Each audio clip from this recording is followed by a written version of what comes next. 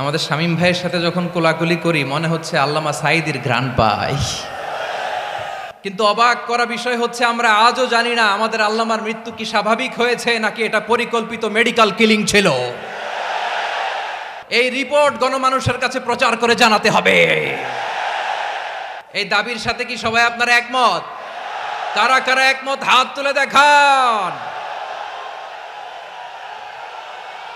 হযরতুল আল্লাম শহীদ মরহুম আল্লামা দেলোয়ার হোসেন সাঈদী রহিমাহুল্লাহ, ওনার স্মৃতি বিজড়িত আজকের এই ঐতিহাসিক প্যারেড ময়দানের তাফসিরুল কোরআনের প্রোগ্রামে সব আছে। স্টেজ আছে, শ্রোতা আছে, প্যান্ডেল আছে, মিডিয়া কাভারেজ আছে, কিন্তু আমাদের কলিজার টুকটাটা আমাদের মাঝে নাই।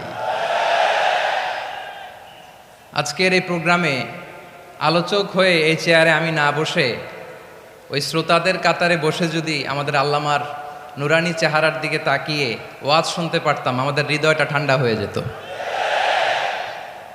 আমাদের তৃষ্ণার্ত হৃদয় শান্ত হতো। সব আজকে আছে, কি যেন নাই, ঠিক কিনা বলেন?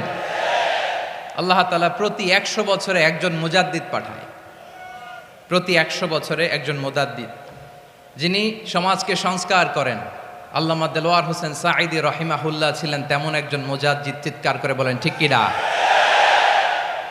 উনি শিরক বিদআতের আস্তানাকে তছনছ করে দিয়েছেন, তাওহীদের বাণীকে সমুন্নত করেছেন, গণমানুষের কাছে তাফসিরুল কোরআনকে জনপ্রিয় করেছেন। আজীবন আজীবন তিনি ইসলামকে বিজয়ী শক্তি হিসেবে দেখার স্বপ্ন দেখতেন। এত প্রাঞ্জল ভাষা, এত চমৎকার আধুনিক প্রেজেন্টেশন, গণমানুষের কাছে কোরআনের তাফসিরকে এভাবে জনপ্রিয় করে তোলার মতো ব্যক্তিত্ব আল্লামা সাঈদী ছাড়া দ্বিতীয় কেউ এই বাংলার ভূখণ্ডে নাই। এই যে তাফসিরুল কোরআন, এই যে টার্মিনোলজি, এই টার্মটাই উনি আসলে জনপ্রিয় করেছেন। আমরা আগে জানতাম না যে এভাবে তাফসির করা যায়, এভাবে scientific indications of the Holi কোরআনকে মানুষের কাছে পেশ করা যায়, এভাবে এত জীবন ঘনিষ্ঠ করে, এত ইন্টারেক্টিভ করে কোরআনের কথাগুলো মানুষের কাছে উপস্থাপন করা যায়। উনি অন্যায়ের বিরুদ্ধে সবসময় সোচ্চার ছিলেন, প্রতিবাদী কণ্ঠস্বর ছিলেন। ওনার আলোচনা শুনলে দেহের রক্ত টকবক করে ফুটতে থাকতো। আল্লাহু আকবার, আল্লাহু আকবার, আল্লাহু আকবার। He was a strong mouthpiece of Islamic revivalism. Islamic জাগরণের স্ট্রং মাউথপিস ছিলেন আল্লামা সাঈদী রাহিমাহুল্লাহ। অনেক দোয়া পেয়েছেন, আমরা পড়েছি, এমন জীবন তুমি করিবে গঠন, মরণে হাসিবে তুমি, কাঁদিবে ভুবন। গোটা বিশ্বকে তিনি কাঁদিয়েছেন। আল্লামা যখন ইন্তেকাল করলেন, আমি তখন মালয়েশিয়া থেকে যুক্তরাষ্ট্রে একটা কনফারেন্সে যোগ দিতে যাচ্ছি, কাতার এয়ারলাইন্সে। মালয়েশিয়া থেকে দোহাতে নামলাম। দোহায় যখন আমার ট্রানজিট, তখন শুনতে পেলাম যে আল্লামা বিদায় নিয়েছেন। সোশ্যাল মিডিয়ায় শুনে বিশ্বাস করতে পারলাম না। মুহূর্তের মধ্যেই মাসুদ সাঈদী ভাইকে মেসেজ করলাম, উনি কোনো উত্তর দিতে পারলেন না। মাসুদ ভাইয়ের সাথে যখন কোলাকুলি করি, আমাদের শামীম ভাইয়ের সাথে যখন কোলাকুলি করি, মনে হচ্ছে আল্লামা সাঈদীর ঘ্রাণ পাই। শরীরটা লিটারালি কাঁপছিল, নিজেকে মানাতে পারছিলাম না, বিশ্বাস করতে পারছিলাম যে আসলে আল্লামা বিদায় নিয়েছেন। ইন দ্য মিন টাইম আমার সেকেন্ড ফ্লাইট দোহা টু নিউ ইয়র্ক, 12 ঘন্টার ফ্লাইটে উঠলাম, ইন্টারনেট থেকে বিচ্ছিন্ন হলাম। নামার পরে শুনলাম আল্লাহু আকবার, যেখানে ওনাকে কবরস্থ করার কথা ছিল সেখানেও কবর দিতে দেয়া হয় নাই। ছবিগুলো দেখতে লাগলাম, হাসিমাখা মুখ, হাসিমাখা নিথর দেহটা, মরণে হাসিবে তুমি, কাঁদিবে ভুবন। From east to west, from north to south, the entire globe, গোটা বিশ্ব ওনার জন্য কেঁদেছে, গোটা বিশ্ব কেঁদেছে। কাবার গিলাফ ধরে ধরে মানুষ চিৎকার করেছে। এর চেয়ে শ্রেষ্ঠ মৃত্যুকার হতে পারে? আমাদের আল্লামার আর কি পাওয়ার ছিল বলেন? আর কি পাওয়ার ছিল? কুল্লু নাফসিন যায়িকাতুল মাউত, যারাই দুনিয়াতে আসবে তারা ইন্তেকাল করবে, এটা আমরা মেনে নেই, এটা আমরা জানি। কিন্তু অবাক করা বিষয় হচ্ছে আমরা আজও জানি না আমাদের আল্লামার মৃত্যু কি স্বাভাবিক হয়েছে নাকি এটা পরিকল্পিত মেডিকেল কিলিং ছিল। এটা যে পরিকল্পিত মেডিকেল কিলিং ছিল, এটা ধারণা করার পেছনে অনেক কারণ আছে। তিনি আধিপত্যবাদের বিরুদ্ধে সোচ্চার ছিলেন, ফ্যাসিবাদের বিরুদ্ধে সোচ্চার ছিলেন, রাজনৈতিক প্রতিহিংসার শিকার ছিলেন। এজন্য এটা মেডিকেল কিলিং হতে পারে এ ধারণা আমরা করতেই পারি। আওয়াজ করে বলেন ঠিক কিনা? যেই সময়টা আমরা কাটাচ্ছি, এত সুন্দর সময় বাংলাদেশ আর পাবে না। আমাদের জন্মের পর থেকে এরকম চমৎকার সময় আমরা পাই নাই। এটাই আসল সময়। আমরা ইন্টারিম গভর্নমেন্টের কাছে দাবি জানাই, উচ্চতর তদন্ত কমিটি করে এটা কি হত্যাকাণ্ড ছিল নাকি স্বাভাবিক মৃত্যু ছিল, এই রিপোর্ট গণমানুষের কাছে প্রচার করে জানাতে হবে। এই দাবির সাথে কি সবাই আপনারা একমত? কারা কারা একমত হাত তুলে দেখান।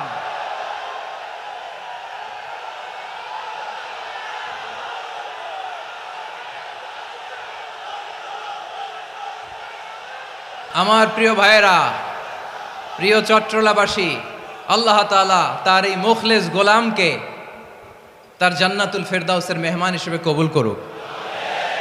তার জীবনের সকল খেদমাগুলোকে কবুল করুক। জান্নাতুল ফেরদাউসের আলা মাকামে তাকে মেহমান হিসেবে কবুল করুক। আল্লামা শহীদ দেলোয়ার হোসেন সাঈদী রাহিমাহুল্লাহ, উনি ছাড়াও এই ঐতিহাসিক ময়দানে কথা বলেছেন আল্লামা লুৎফুর রহমান রাহিমাহুল্লাহ। চলে গিয়েছেন আমাদেরকে ছেড়ে। তিনি বলতেন, ইনশাআল্লাহ মিজান আবার আসবে।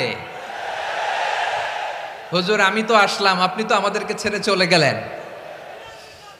আল্লাহু আকবার, আল্লাহু আকবার, আল্লাহু আকবার। গলায় কোনো সুর ছিল না, সুর দিয়ে কথা বলতেন না, কিন্তু এত চমৎকার শব্দের বুনন, এত চমৎকার প্রেজেন্টেশন, এত চমৎকার ভাবে ঐতিহাসিক বর্ণনাগুলো তিনি উপস্থাপন করতেন। মন্ত্রমুগ্ধ হয়ে আমরা আল্লামা লুৎফুর রহমানের কথা শুনেছি। আমরা হযরতুল আল্লাহ লুৎফুর রহমান রাহিমাহুল্লাহর জন্য এই বিশাল ময়দান থেকে দোয়া করছি, আল্লাহ তাআলা তুমি তোমার এই খাদেমকে জান্নাতের মেহমান হিসেবে কবুল করে নাও। আরো অনেক আল্লামারা এখানে কথা বলেছেন, বিশেষ করে বাইতুল শরফের মরহুম পীর সাহেব হুজুর থেকে শুরু করে আরো যারা যারা তারকাতুল্য ওলামায়ে কেরাম এই চট্টগ্রামের ময়দানে কথা বলেছেন, আলো ছড়িয়েছেন। আমরা এই লক্ষ লক্ষ তাওহীদি জনতাকে নিয়ে তাদের জন্য দোয়া করছি, আল্লাহ তাআলা ওনাদের জীবনের সকল ভুল ত্রুটি ক্ষমা করে দিয়ে তাদেরকে জান্নাতুল ফেরদাউসের মেহমান বানিয়ে নিক। আমরা এই ঐতিহাসিক প্যারেড ময়দানের প্রোগ্রাম থেকে স্মরণ করতে চাই 24-এর ছাত্র নাগরিক অভ্যুত্থানে আমার যে সমস্ত ছাত্র নাগরিক ভাইয়েরা দেহের তাজা রক্ত বিলি দিয়ে নতুন বাংলাদেশ আমাদেরকে উপহার দিয়েছে। বিশেষ করে আপনাদের এই চট্টগ্রামের শহীদ ফয়সাল, শহীদ ওয়াসিম সহ সকল শহীদকে আল্লাহ তাআলা কবুল করুক। আমরা সবাই পড়ি আমিন। প্রিয় ভাইয়েরা, আমি নগণ্য একজন কোরআনের ছাত্র, এত বিশাল মঞ্চে এত বড় প্ল্যাটফর্মে কথা বলা আমার জন্য সাজে না। তারপরও আমাদের মুরব্বীরা আমাদের ডানে বায়ে বসে আছেন, ওনাদের আদেশক্রমে, ওনাদের অনুমতিক্রমে কিছু কথা আজকের এই ঐতিহাসিক প্রোগ্রামে আপনাদের সামনে উপস্থাপন করার চেষ্টা করব। ওমা তৌফিক ইল্লা বিল্লাহ। প্রিয় ভাইয়েরা, 5 দিন ব্যাপী এই তাফসিরুল কোরআনের প্রোগ্রামে অনেক ওলামা হযরত কথা বলেছেন। যারা কোরআন সুন্নাহ থেকে আমাদেরকে কোরআনের কথাগুলো শোনালেন, আমরা যেন সেগুলো আমল করতে পারি, আল্লাহ আমাদেরকে তৌফিক দান করুক। শুরুতে আমাদের নিয়তটাকে খালেস করে নেওয়া দরকার। এই যে গ্যাদারিং, এই যে হিউজ শোডাউন, এগুলো যদি আমাদের নিজেদেরকে পরিবর্তন না করে তাহলে এতে কোনো লাভ নাই। জোরে বলেন ঠিক কিনা? এই প্রোগ্রাম যদি আমাদের জীবনকে পরিবর্তন করে, আমাদের চিন্তার ডিএনএ-কে চেঞ্জ করে দেয়, তাহলেই চট্টগ্রামের প্যারেড ময়দান সার্থক। আসুন আমরা চিন্তাকে খালেস করে নেই। আমরা সবাই নিয়ত করি যে যতটুকু কথা আমরা কোরআনের আলোকে শুনবো, আমলের নিয়তে শুনবো ইনশাআল্লাহ। বলেন সবাই।